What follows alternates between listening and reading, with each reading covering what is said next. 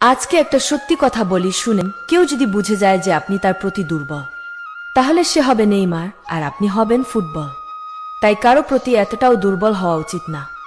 বৃষ্টি ফুরিয়ে গেলে ছাতাটাও বোঝা মনে হয়, কালি ফুরিয়ে গেলে কলমটাও ডাস্টবিনে জায়গা পায়। ঠিক তেমনি আপনি মানুষের যতদিন উপকার করতে পারবেন, মানুষ আপনাকে ঠিক ততদিন মনে রাখবে।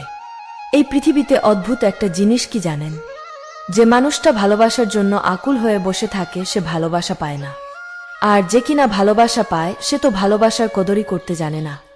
মানুষ বলে যে ভাগ্যে যেটা আছে সেটাই হবে, আর আল্লাহ বলেন যে তোমরা আমার কাছে চেয়ে দেখো, ভাগ্য পরিবর্তন করার ক্ষমতা শুধুমাত্র আমারই আছে।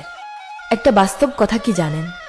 ছেলেরা যখন বিয়ে করতে যায় তখন ডিভোর্সি কিংবা এক বাচ্চার মাকে তাদের ভালো লাগে না, কিন্তু যখন পরকিয়া করতে যায় তখন 4 বাচ্চার মাকেও তাদের কাছে নায়িকা নায়িকা মনে হয়। কিছু পুরুষ মানুষ একজন নারীকে দেখে পুরো নারী জাতিকেই বিচার করে ফেলে, বলে তোরা নারী জাতটাই খারাপ। আরে ভাই, তুমি হয়তো ভুলে যাচ্ছ তুমি যে মায়ের গর্ভ থেকে জন্ম নিয়েছ সেও কিন্তু একজন নারী। তাই একজন নারীকে দেখে সব নারীকে বিচার করতে যেও না। আমি কখনোই চাই না যে আমার হাজব্যান্ড আমার কথায় উঠুক আর বসুক, কারণ একজন পুরুষ মানুষ হচ্ছে ঘরের খুঁটির মতন, আর সেই খুঁটিটা যখন ঘরের মেয়ে মানুষ হয় তখন ঘর এবং সংসার দুইটাই নড়বড়ে হয়ে যায়। তাই স্বামীকে গোলাম না বানিয়ে রাজা বানিয়ে রাখুন।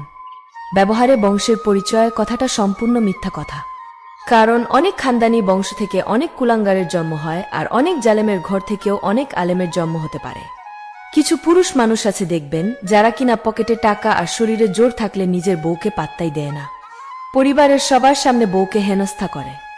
অথচ এই বোকা পুরুষ এটা ভুলে যায় যে বউয়ের ভালো সার্টিফিকেট ছাড়া সে জান্নাতেই যেতে পারবে না।